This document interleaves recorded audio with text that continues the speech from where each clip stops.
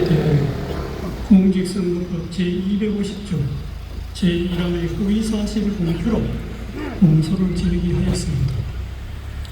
제1심 법원은 김문기 관련 발언 중 골프 발언 부분과 백현동 관련 발언에 대하여는 유죄로, 김문기 관련 나머지 발언 부분에 대하여는 무죄로 판단하였습니다. 이에 피고인과 검사가 항소하였고 제2심 법원에서 검사가 일부 공소사실을 변경하였는데 제2심 법원은 전부 무죄를 선고하였습니다.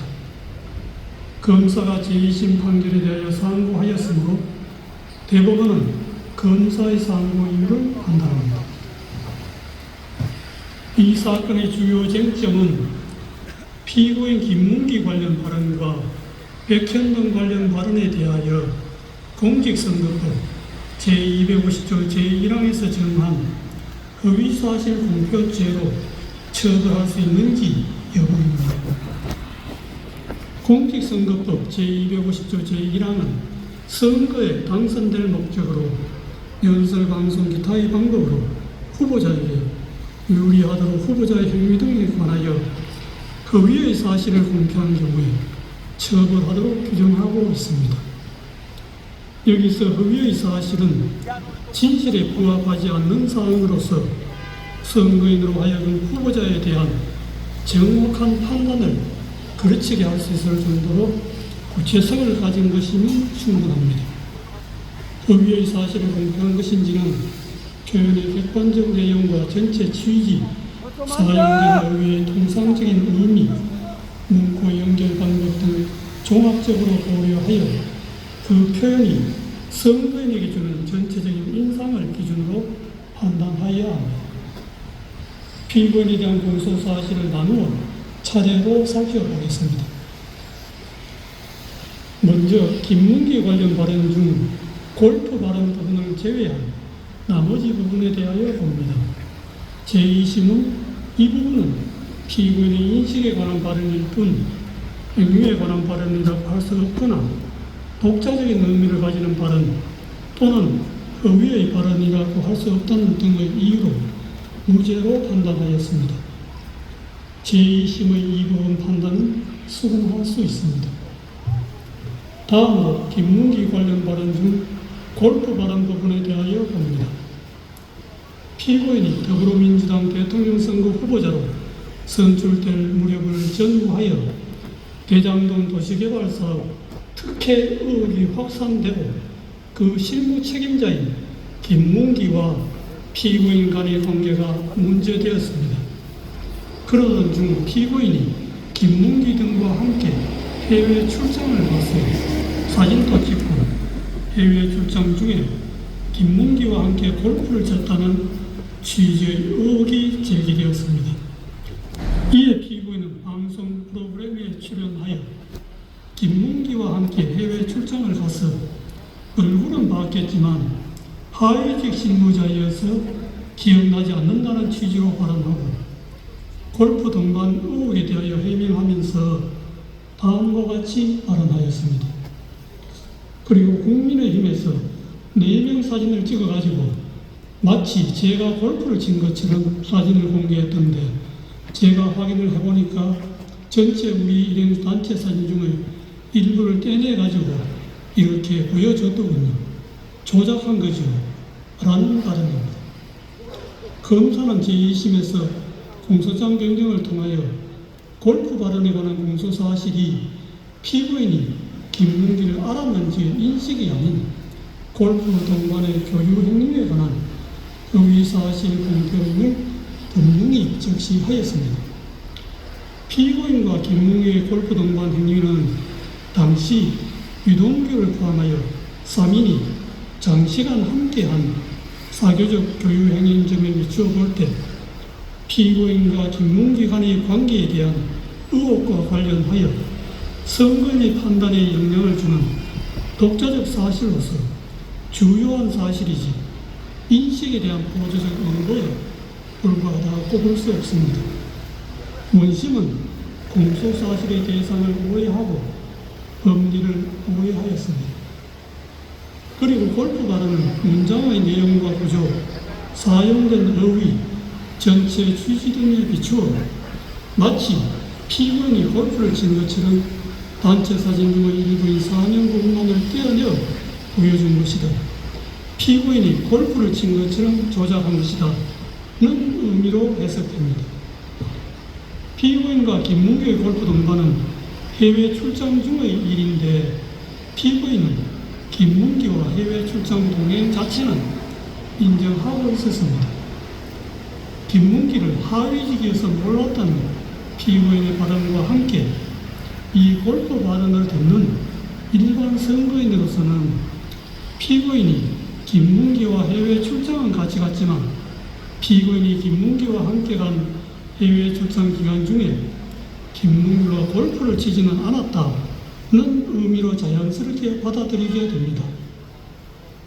그런데 피고인은 김문규 등과 함께 간 해외 출장 기간 중에 김문규가 골프를 친 것이 사실이며 이 골프 발언은 골프 동반의 교유 행위에 관한 허위사실 공표에 해당합니다. 마지막으로 백현동 관련 발언에 대하여 봅니다. 피고인은 더불어민주당 대통령 선거 후보자로서 연출된 무력을 전후하여 정치권이나 언론 등으로부터 성남시장 재직 때 추진한 백현동 개발 사업과 관련하여 민간업자에게 특혜를 주었다는 의혹을 받고 있었습니다. 백현동 관련 발언 전날 서울특별시에 대한 국정감사장에서 서울특별시장이 녹지지역에 있는 백현동 부지를 민간 사업자가 매수한 이후에 준지구지역으로 4단계나 용도지역 상향을 해주어 민간업자에게 막대한 이익을 주었다는 특혜 의혹을 제기하였습니다. 이에 피고인은 그 다음날 경기도에 대한 국정감사장에서 백현동 부지에 관한 용도지역 상향 특혜 의혹을 해명하기 위해 미리 준비한 백현동 관련 발언을 하게 되었습니다. 백현동 관련 발언은 질의자가 전날 서울특별시장이 국정감사장에서 들어보인 백현동 부지에 관한 4단계 용도지역 상향 특혜라고 기재되어 있는 패널과 동일한 패널을 경기도에 대한 국정감사장에서 제시한 후 거기에 조작이라는 스티커를 붙이고 나서 피고인에게 제기된 백현동 개발 사업 특혜 의혹 전반을 설명하면서 백현동 부지의 4단계 용도지역 상향이 피고인이 준 특혜라고 하는데 그것이 맞느냐는 취지의 하나의 주제에 관한 질문에 대하여 피고인이 한 하나의 답변은 자연스럽게 연결된 발언입니다. 따라서 그 연결된 발언 전부의 내용이 일반 선거인에게 주는 전체적인 인상을 기준으로 발언을 해석하여야 합니다. 당시 피고인에 대하여 제기된 의혹이나 질의자가 제시한 패널과 질의 모두 백현동 부지의 용도지역 상향과 관련된 것이었습니다. 백현동 관련 발언을 접하는 일반 선거인의 관심도 백현동 부지에 집중되어 있었습니다.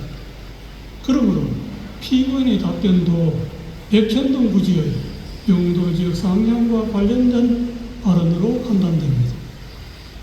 피고인의 백현동 관련 발언은 두 가지입니다. 첫째, 국토부가 혁신도시법 제43조 제6항의 의무조항을 들어 용도지역 변경을 압박하였다는 취지의 발언.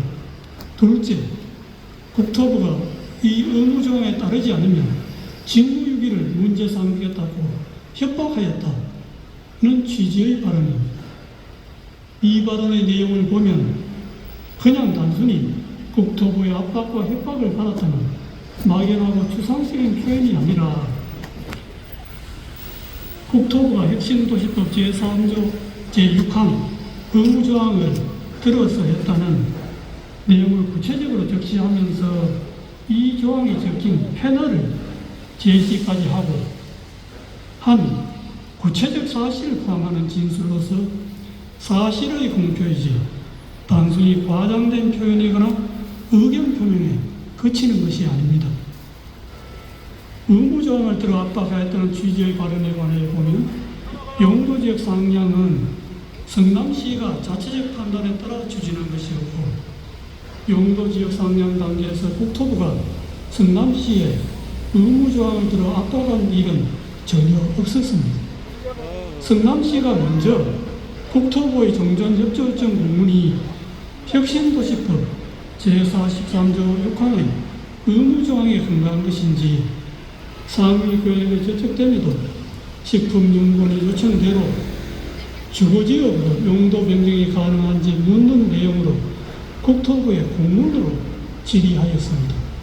이에 대하여 국토부는 정전협조 공문은 혁신도시법 제43조 제6항의 의무조항과 무관하고 용도지역 변경은 성남시가 적이 판단하여야 할 사항이라고 성남시의 공문으로 분명하게 회신하였고 그 후에도 국토부의 입장에는 아무런 변화가 없었습니다.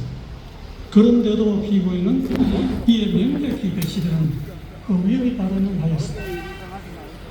직무유기를 문제 삼겠다고 협박하였던 취지의 발언에 관해 보면 용도지역 상향과 관련하여 국토부가 성남시에 직무유기를 문제 삼겠다고 협박한 사실이 전혀 없는데도 피고인은 이와 같은 허위의 발언을 하였습니다.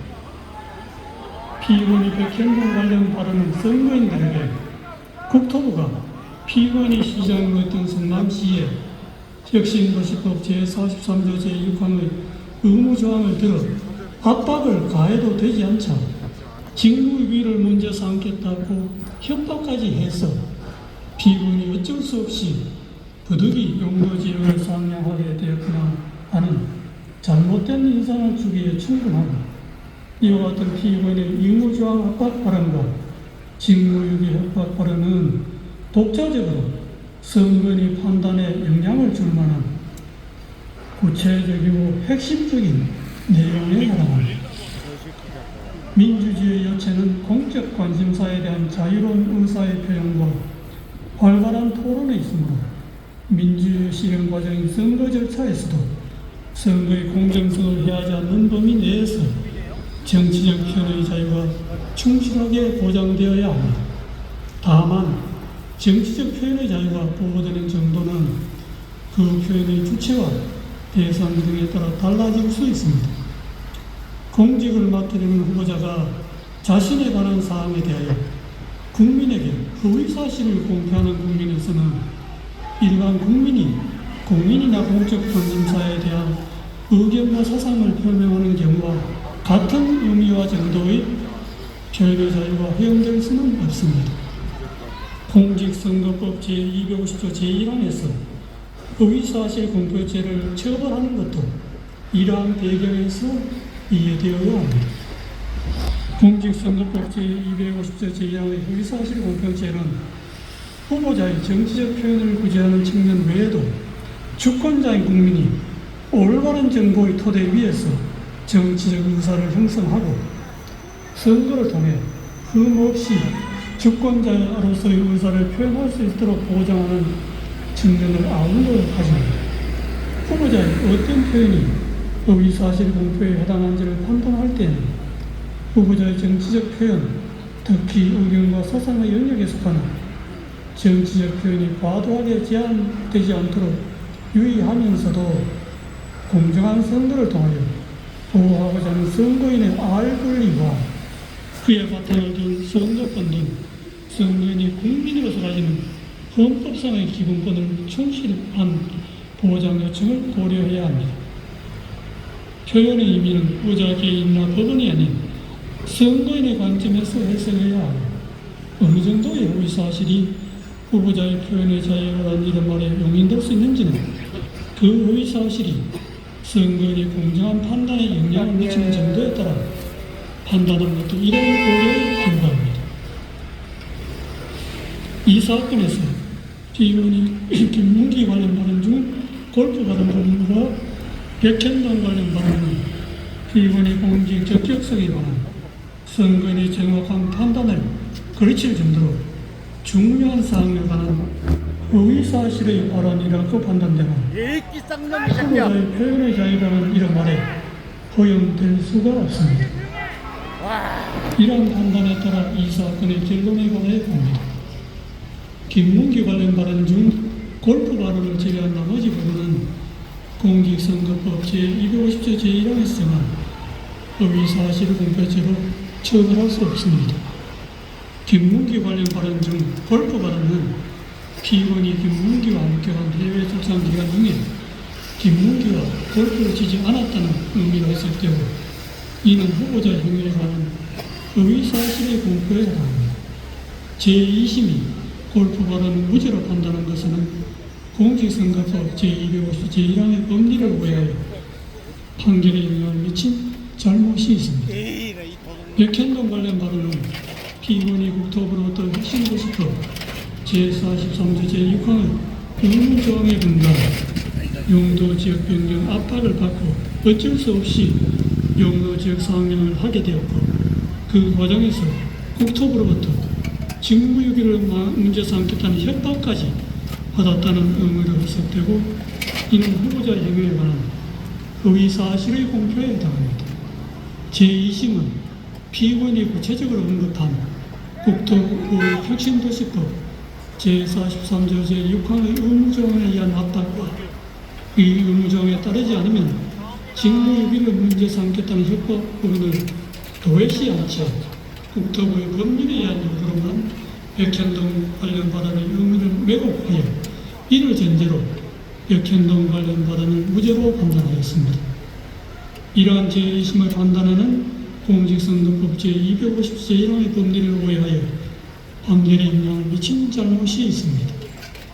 결론적으로 피의원 김문기 관련 발언 중 골프 발언 부분과 백현동 관련 발언 부분은 공직선거법 제250조 제1항의 허위사실 공표죄에 해당한다는 것이 대법원의 다수 의견입니다.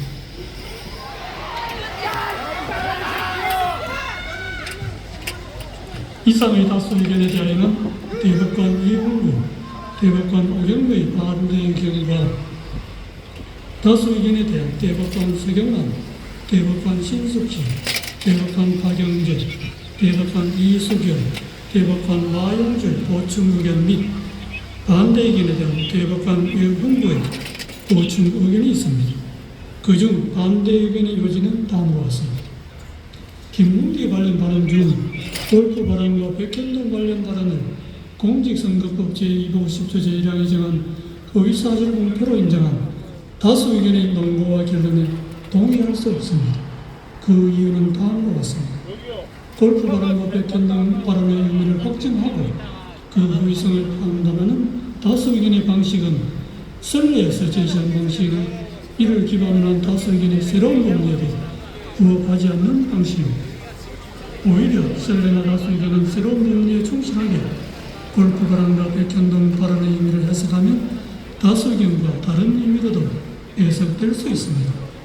다수 의견이 제시한 법리들을 바탕으로 각 발언의 의미를 확정하고 그 허위성을 판단하면 두 발언은 모두 허위사실 공표에 해당한다는 점에 관한 범죄 증명이 부족하여 무죄입니다.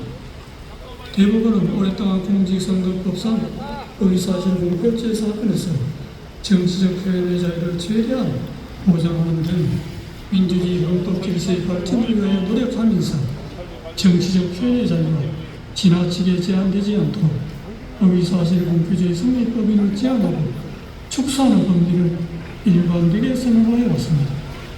대법원이 이러한 선례의 방향성에 역행하여 허위사실 공표죄의 적용 범위를 넓히는 해석 방향을 취하는 것은 정치적 표현의 자유와 공론의 장애의 규제의 칼을 들이밀음으로써 민주주의 발전의 역사를 후퇴시키는 퇴행적인 발상이 될 수 있습니다. 특히 이와 같은 해석 방식이 검사의 기소 편의지위와 결합할 경우 민주주의 정치와 법원의 정치적 중립성이 가해지는 위험이 심각할 수 있습니다. 선거의 공정성을 내세워 공직선거법상 허위사실 공표죄의 적용을 매개로 수사기관과 법원이 선거 과정에 개입하는 통로를 넓게 여는 것은 표현의 자유의 축소로 선거의 자유를 해칠 뿐만 아니라 법원의 정치적 중립성의 위험 요소를 끌어오게 됩니다. 정치적 영역에서 해소되어야 할 정치 집단 사이의 상호 공방을 법적으로 가져와 법원 심판대에 올려놓음으로써 사법의 정치화라는 비판을 불러오게 됩니다. 정치적 표현의 자유를 확장해온 선례의 태도는 법원의 정치적 중립성을 지켜주는 울타리이기도 하므로 존중되어야 마땅합니다. 먼저 김문기 관련 발언 중 골프 발언에 관하여 봅니다. 골프 발언은 궁극적으로 과거 6, 7년 전에 있었던 발언자의 행위나 교육관계에 관한 기억을 주제로 한 발언에 불과하고 국민의힘에서 공개한 사진이 조작되었다는 다른 의미로 해석될 여지가 큼에도 다른 합리적 해석의 가능성을 배제한 채 공소사실에 부합하는 취지로만 해석하는 다수에게는 정치의 표현의 자유와 선거운동의 자유의 헌법적 우위와 중요성을 충분히 고려하지 않은 결과로서 재형법정주의는 의심스러울 때는 피의원에 유리하게 하라는 형사법의 기본 원칙에도 반합니다. 다음으로 백현동 발언에 관하여 봅니다. 백현동 발언은 전체적으로 의견 표명에 해당하고 세부 사항에서 진실과 약간 차이가 있거나 다소 과장된 표현이 있다 하더라도 이를 허위의 사실이라고 볼 수 없습니다. 국토부가 이 사건 의무조항 등 법률적 근거를 바탕으로 성남시에 여러 차례에 걸쳐 용도 지역 변경 등 관련한 요구를 한 사실이 있고 국토부의 그러한 능력은 중앙정부와 지방정부 사이에 발생한 정책 조율 과정이며 이는 지방정부의 최종적인 용도 지역 변경 결정에 여러모로 영향을 미치는 것이 분명하므로 용도 지역 변경의 원인으로 이 사건 의무조항을 지적한 부분이 의미라고 단정할 수 없습니다. 백현동 발언은 피의원이 지방자치단체장으로서 공공성 강화를 위한 정책을 실행한 과정에 대하여 정치적으로 공격을 받고 있는 상황에서 자신이 추진한 정책의 합리성, 정당성을 강조하거나 자신을 방어하는 과정에서 나오게 된 것입니다. 이는 전체적으로 볼 때 피의원이 국회에서 과거 실행한 정책의 배경과 공과를 설명하면서 피의원의 용도지역 변경 행위의 원인이 근본적으로 국토부의 요구에 있으므로 그 정치적 책임이 국토부에 있다는 것을 강조한 언급으로서 의견 표명에 해당하므로 의사실 공표죄를 구성하는 의사실이라고 볼 수 없습니다. 따라서 김문기 관련 발언 중 골프 발언과 백현동 발언 부분은 의사실 공표죄로 처벌할 수 없다는 것이 반대 의견의 요지입니다.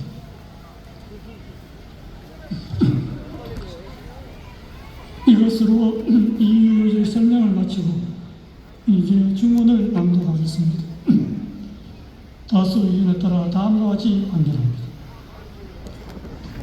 원심 판결을 파기하고 사건을 서울 고등법원에 환송합니다. 이라이 개쌍놈 새끼야! 이상으로 오늘 판결 선고를 모두 마치겠습니다.